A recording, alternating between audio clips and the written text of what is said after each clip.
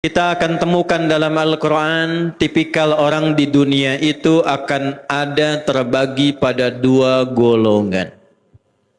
Berapa golongan kan? Dua. Nanti dua golongan ini tersambung ayatnya bersamaan. Golongan pertama di Al-Baqarah di ayat ke-200. Wa minan nasi may yaqulu rabbana atina fid dunya. Bukan, ya. Nah, kalau belum hafal diam aja dulu ya. Wa minan nasi may yaqulu rabbana atina fid dunya wa ma lahu fil akhirati min khalaq.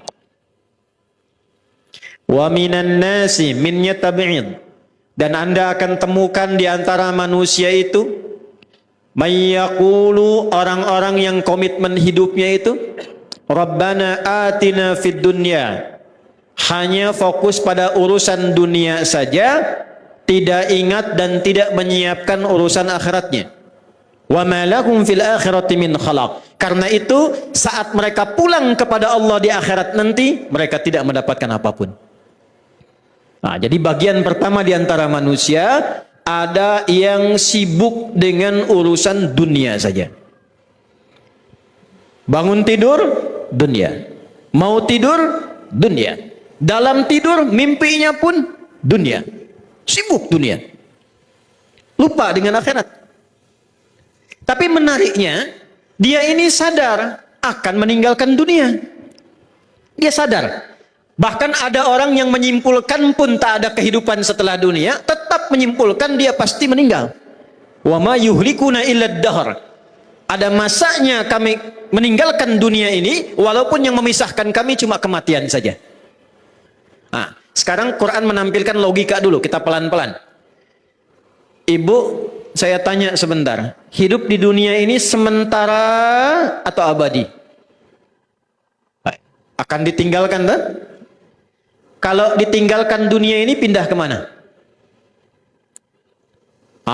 Pindah ke akhirat. Akhir ada taknya, akhirat kalau ada taknya berarti tempat akhir yang tidak ada tempat lagi setelah itu. Tidak ada ruang lagi. Jadi pilihannya hanya dua, kalau bukan ke surga, ke neraka. Neraka itu jangan terlalu semangat menyebutnya itu. Kalau tidak ke surga, cuma neraka. Nanti tempat mampirnya, waiting roomnya itu disebut dengan kubur. Sifat pemisahnya disebut dengan barzakh. Bainahuma barzakhul la yabghiyan. Meninggalkan dunia sebelum ke akhirat, singgah sebentar waiting room, transit. Pemisah dunia dengan akhirat. Namanya kubur. Afala ya'lamu idza bu'thira ma fil qubur. Sekarang perhatikan baik-baik.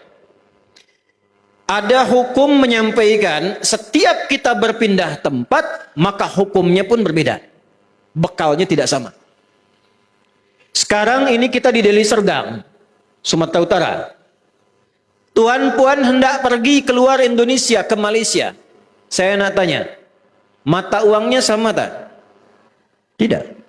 Hukumnya sama tidak? Ke Singapura sama tidak? Ke Amerika sama tidak? Anda bayangkan, bekal di Indonesia dengan di Malaysia bisa berbeda.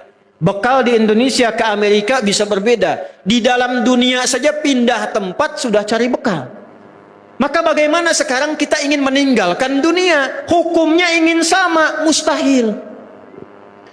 Karena itu ketika diumumkan di Masjid Al-Musannif telah meninggal dunia Fulan bin Fulan, meninggal dunia, meninggalkan semua hukum dan segala yang melekat pada dunia.